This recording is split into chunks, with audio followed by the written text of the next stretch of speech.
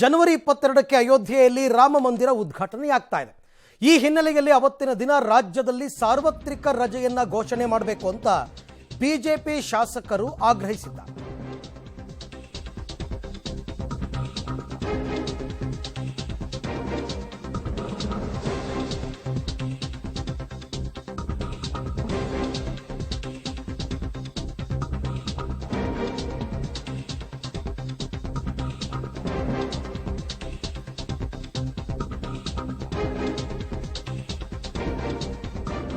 ಜನವರಿ 22ಕ್ಕೆ ರಾಮ ಮಂದಿರ ಗರ್ಭಗುಡಿಯ ಉದ್ಘಾಟನೆ, ಶ್ರೀರಾಮನ ಪ್ರಾಣ ಪ್ರತಿಷ್ಠಾಪನೆಯ ದಿನ ಸಾರ್ವತ್ರಿಕ ರಜೆ ಘೋಷಣೆ ಮಾಡಿ ಅಂತ ಸಿಎಂ ಸಿದ್ದರಾಮಯ್ಯನವರಿಗೆ ಉಡುಪಿ ಬಿಜೆಪಿ ಶಾಸಕ ಯಶ್ಪಾಲ್ ಸುವರ್ಣ ಮನವಿ ಮಾಡಿದ್ದಾರೆ.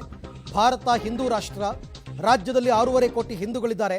ಜನಕ್ಕೆ ಧಾರ್ಮಿಕ ಕಾರ್ಯಕ್ರಮಗಳಲ್ಲಿ ಭಾಗಿಯಾಗೋದಕ್ಕೆ ಅವಕಾಶವಾಗುತ್ತೆ.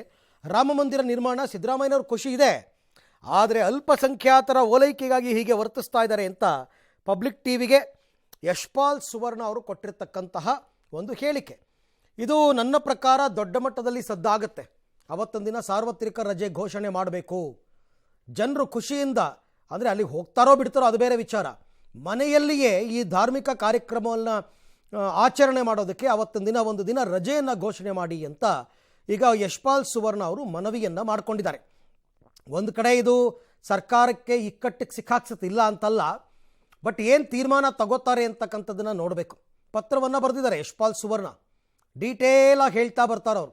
ಏನಿದೆ ಪತ್ರದಲ್ಲಿ, ಏನು ವಿಚಾರ, ಯಾತಕ್ಕೋಸ್ಕರ ರಜೆಯನ್ನು ಕೊಡಬೇಕು, ಇದೆಲ್ಲದರ ಬಗ್ಗೆ ಈಗ ಅವರು ಒಂದು ಪತ್ರವನ್ನು ಮುಖ್ಯಮಂತ್ರಿಗಳಿಗೆ ಬರೆದಿದ್ದಾರೆ. ರಾಜ್ಯ ಸರ್ಕಾರದ ವತಿಯಿಂದ ಅಥವಾ ಮುಖ್ಯಮಂತ್ರಿಗಳ ವತಿಯಿಂದ ಇನ್ನೂ ಇದಕ್ಕೇನು ಉತ್ತರ ಬಂದಿಲ್ಲ.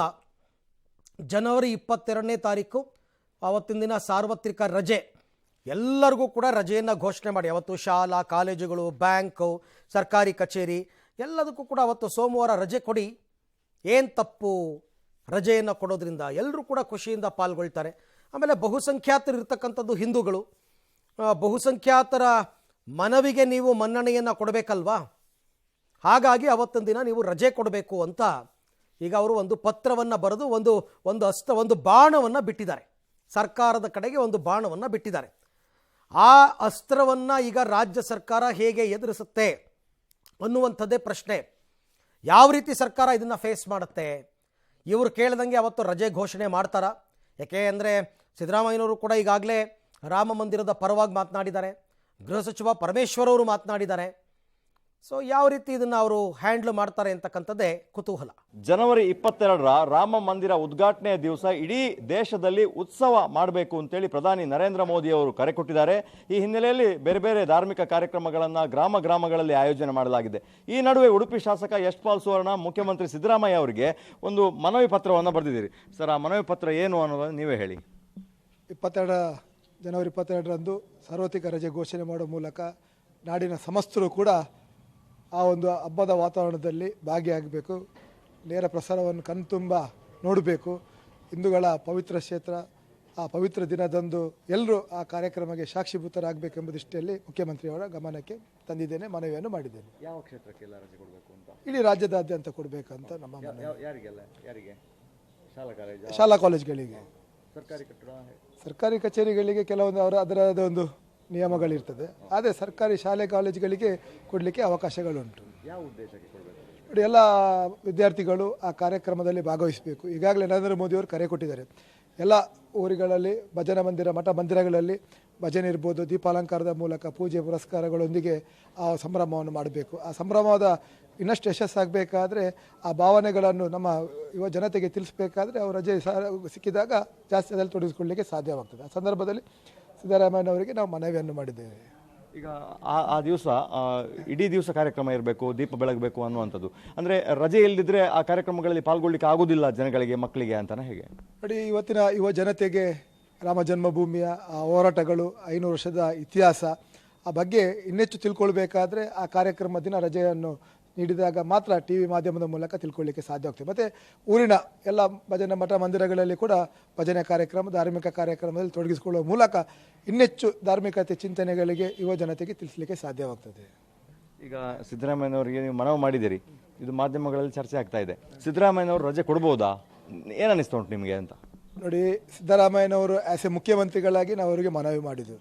ಒಂದು ವೇಳೆ ಅವರು ರಜೆ ಕೊಡ್ತಾರೆ ಇಲ್ವಾ ಬೇರೆ ವಿಚಾರ. ಆದರೆ ನಮ್ಮ ಜಿಲ್ಲೆಯಲ್ಲಿ ನಮ್ಮ ಕ್ಷೇತ್ರಗಳಲ್ಲಿ ನಾವು ಈಗಾಗಲೇ ಕರೆಯನ್ನು ಕೊಟ್ಟಿದ್ದೇವೆ, ಎಲ್ಲರೂ ಕೂಡ ಅದರಲ್ಲಿ ಭಾಗಿಯಾಗಬೇಕಂತ. ಸಂದರ್ಭದಲ್ಲಿ ಎಲ್ಲ ವಿದ್ಯಾರ್ಥಿಗಳು ಭಾಗವಹಿಸ್ತಾರೆ ಎಂಬ ನಂಬಿಕೆ ನಮಗೆ ಉಂಟು. ಆದರೆ ಸರ್ಕಾರದ ಗಮನಕ್ಕೆ ತರುವುದು ಒಬ್ಬ ಶಾಸಕನಾಗಿ ನನ್ನ ಕರ್ತವ್ಯ. ಏಕೆಂದರೆ ಸರ್ಕಾರ ಬೇರೆ ಬೇರೆ ಸಂದರ್ಭದಲ್ಲಿ ಬೇರೆ ಬೇರೆ ಕಾರ್ಯಕ್ರಮಗಳಿಗೆ ರಜೆಗಳನ್ನು ಘೋಷಣೆ ಮಾಡಿ ಅದಕ್ಕೆ ಸಹಕಾರ ಮಾಡ್ತದೆ. ಆ ಸಂದರ್ಭದಲ್ಲಿ ಇವತ್ತು ಇಡೀ 180% ಹಿಂದೂಗಳಿರುವ ಏಕೈಕ ಹಿಂದೂ ರಾಷ್ಟ್ರ. ಆ ಸಂದರ್ಭದಲ್ಲಿ ಹಿಂದೂಗಳ ರಾಷ್ಟ್ರದಲ್ಲಿ ಇಂಥ ಒಂದು ಹಬ್ಬದ ವಾತಾವರಣವನ್ನು ನಾವು ಸಂಭ್ರಮದಿಂದ ಮಾಡಬೇಕಾದ್ರೆ ಸರ್ಕಾರ ಅದಕ್ಕೆ ಮುಂದೆ ಬಂದು ರಜೆ ಕೊಡಲೇಬೇಕಾಗ್ತದೆ. ಇಲ್ಲದಿದ್ದರೆ ಸರ್ಕಾರ ಯಾವುದೇ ವಿರೋಧ ಮಾಡಿದಾಗ ಖಂಡಿತವಾಗಿ ಮುಂದಿನ ದಿನಗಳಲ್ಲಿ ಅದಕ್ಕೆ ತಕ್ಕ ಉತ್ತರಗಳನ್ನು ನೀಡಲಿಕ್ಕೆ ಜನರು ಬದ್ಧರಿದ್ದಾರೆ. ಮತ್ತು ಇನ್ನೊಂದೇನೆಂದರೆ, ಸಿದ್ದರಾಮಯ್ಯನವರು ಬೇಕಾದರೆ ವಿರೋಧಿ ವ್ಯಕ್ತಪಡಿಸ್ಬೋದು, ಆದರೆ ಹಿಂದೂಗಳ ಭಾವನೆಯಲ್ಲಿ ಚೆಲ್ಲಾಟ ಆಡುವಂಥ ಕೆಲಸ ಸಿದ್ದರಾಮಯ್ಯವರು ಮಾಡಬಾರ್ದು. ಏಕೆಂದರೆ ಇವತ್ತು 80% ಜನರು ಹಿಂದೂಗಳಿದ್ದಾರೆ, ನಮ್ಮ ರಾಜ್ಯದಲ್ಲಿ ಕೂಡ ಇದ್ದಾರೆ. ಸುಮಾರು 6.5 ಕೋಟಿ ಜನಸಂಖ್ಯೆ ಇದ್ದಾರೆ. ಆ ಸಂದರ್ಭದಲ್ಲಿ ಈ ಬಗ್ಗೆ ಮತ್ತಷ್ಟು ಮಾಹಿತಿ ನಮ್ಮ ಉಡುಪಿ ಪ್ರತಿನಿಧಿ ದೀಪಕ್ ಜೈನ್ ಅವರಿಂದ ಪಡ್ಕೊಳ್ಳೋಣ. ದೀಪಕ್, ಈ ರೀತಿ ಒಂದು ಆಲೋಚನೆ ಯಶ್ಪಾಲ್ ಸುವರ್ಣ ಅವರಿಗೆ ಬಂದದ್ದಾದರೂ ಹೇಗೆ ಅಂತ? ಪ್ರಧಾನಿ ನರೇಂದ್ರ ಮೋದಿ ಅವರು ಇಡೀ ರಾಷ್ಟ್ರದಲ್ಲಿ 22ನೇ ತಾರೀಕು ಉತ್ಸವದ ಮಾದರಿ ಆಗ್ಬೇಕು ಅನ್ನೋ ಒಂದು ಕರೆಯನ್ನ ಕೊಟ್ಟಿದ್ರು. ಈ ಹಿನ್ನೆಲೆಯಲ್ಲಿ ವಿಶ್ವ ಹಿಂದೂ ಪರಿಷತ್ ಪ್ರತಿ ಗ್ರಾಮದಲ್ಲೂ ಕೂಡ ಪ್ರತಿ ದೇವಸ್ಥಾನಗಳಲ್ಲೂ ಕೂಡ ವಿಶೇಷ ಪೂಜೆಗಳನ್ನ, ಅನ್ನ ಸಂತರ್ಪಣೆಗಳನ್ನ, ಸಂಜೆ ಹೊತ್ತು ಉಪಹಾರಗಳನ್ನ ವ್ಯವಸ್ಥೆಗಳನ್ನ ಮಾಡಿದೆ. ಇಡೀ ದಿವಸ ರಾಮ ಭಜನೆ, ಸಂಕೀರ್ತನೆಗಳು, ಅದರ ಜೊತೆಗೆ ಬೇರೆ ಬೇರೆ ಕಾರ್ಯಕ್ರಮಗಳನ್ನು ಇದಕ್ಕೆ ಸಂಬಂಧಪಟ್ಟ ಹಾಗೆ ಆಯೋಜನೆ ಮಾಡಿದೆ. ಹಾಗಾಗಿ ಬೆಳಗ್ಗೆಯಿಂದ ರಾತ್ರಿಯವರೆಗೂ ಕೂಡ ಅದರಲ್ಲಿ ಜನಕ್ಕೆ ಪಾಲ್ಗೊಳ್ಳಿಕ್ಕೆ ಅವಕಾಶ ಆಗಬೇಕಾದ್ರೆ ರಜೆಯನ್ನ ಕೊಡಬೇಕಾಗ್ತದೆ ಅನ್ನುವಂತ ಆಲೋಚನೆಯನ್ನು ಇಟ್ಕೊಂಡು ಯಶ್ಪಾಲ್ ಸುವರ್ಣ ಅವರು ಈ ತರದ ಒಂದು ಬೇಡಿಕೆಯನ್ನು ಇಟ್ಟಿರುವಂತದ್ದು. ಪತ್ರವನ್ನ ಈಗಾಗಲೇ ಸಿಎಂ ಸಿದ್ದರಾಮಯ್ಯ ಅವರಿಗೆ ಬರೆದಿದ್ದಾರೆ. 4ನೇ ತಾರೀಕು ನೇರವಾಗಿ ಬೆಂಗಳೂರಿನಲ್ಲಿ ಸಿಎಂ ಅವರನ್ನ ಭೇಟಿ ಮಾಡ್ತಾರೆ ಮತ್ತು ಶಿಕ್ಷಣ ಸಚಿವರನ್ನ ಭೇಟಿ ಮಾಡಿ ಆ ಮನವಿ ಪತ್ರದ ಒಂದು ಕಾಪಿಯನ್ನ ಕೊಡ್ತೇನೆ ಅನ್ನೋ ಮಾತುಗಳನ್ನ ಹೇಳಿದ್ದಾರೆ. ಯಾಕಂದ್ರೆ 6.5 ಕೋಟಿ ಹಿಂದೂಗಳು ರಾಜ್ಯದಲ್ಲಿದ್ದಾರೆ. ಹಾಗಾಗಿ ಎಲ್ಲರಿಗೂ ಕೂಡ ಅವರ ಭಾವನೆಯನ್ನ ಅರ್ಥ ಮಾಡ್ಕೊಳ್ಬೇಕು, ಈ ಕಾರ್ಯಕ್ರಮದಲ್ಲಿ ಭಾಗಿಯಾಗ್ಲಿಕ್ಕೆ ಅವರಿಗೆ ಅವಕಾಶವನ್ನ ಕೊಡಬೇಕು ಅನ್ನೋ ಹಿನ್ನೆಲೆಯಲ್ಲಿ ಒಂದು ಮನವಿಯನ್ನ ಮಾಡಿರುವಂತದ್ದು. ಅದರ ಜೊತೆಗೆ ಸಿದ್ದರಾಮಯ್ಯನವರ ಮನೆಯವರು ಕೂಡ ರಾಮನ ಭಕ್ತರಿದ್ದಾರೆ, ಮಠ ಮಂದಿರಗಳಿಗೆ ಸುತ್ತಾಡ್ತಾರೆ. ಹಾಗಾಗಿ ಅವರ ದೃಷ್ಟಿಯಲ್ಲಾದ್ರೂ ರಜೆಯನ್ನ ಕೊಡಿ ಅನ್ನೋ ಒಂದು ಮನವಿಯನ್ನ ಸಿದ್ದರಾಮಯ್ಯನವರಿಗೆ ಶಾಸಕ ಯಶ್ಪಾಲ್ ಸುವರ್ಣ ಅವರು ಮಾಡಿರುವಂತದ್ದು. Arvind, okay, thank you Deepak ತಮ್ಮ ಎಲ್ಲ ಮಾಹಿತಿಗಾಗಿ. ಈಗ ಯಶ್ಪಾಲ್ ಸುವರ್ಣ ಅವರ ಈ ಒಂದು ಬೇಡಿಕೆಗೆ ಮುಖ್ಯಮಂತ್ರಿಗಳು ಯಾವ ರೀತಿ ರಿಯಾಕ್ಟ್ ಮಾಡ್ತಾರೆ ಅಂತಕ್ಕಂಥದ್ದನ್ನು ನೋಡಬೇಕು. ಪತ್ರ ಬರೆದಿದ್ದಾರೆ, 4ನೇ ತಾರೀಕು ಮುಖ್ಯಮಂತ್ರಿಗಳನ್ನ ಭೇಟಿ ಆಗ್ತಾ ಇದ್ದಾರೆ. ನೇರವಾಗಿ ಭೇಟಿಯಾಗಿ ಒಂದಷ್ಟು ಒತ್ತಡವನ್ನು ಹಾಕುವಂತಹ ಪ್ರಯತ್ನ. ಬಟ್ ಅವ್ರು ಮಾತನಾಡ್ತಾ ಹೇಳ್ತಾ ಇದ್ರು, ರಾಜ್ಯದಲ್ಲಿರುವ ಹಿಂದೂಗಳ ಭಾವನೆಯ ಜೊತೆ ಮುಖ್ಯಮಂತ್ರಿಗಳು ಆಟವಾಡೋದು ಸರಿಯಲ್ಲ, ಅದಕ್ಕೋಸ್ಕರ ಆ ಒಂದು ಮನವಿಯನ್ನು ಕನ್ಸಿಡರ್ ಮಾಡಬೇಕು ಅಂತ ಅವರ ಲೆಕ್ಕಾಚಾರ.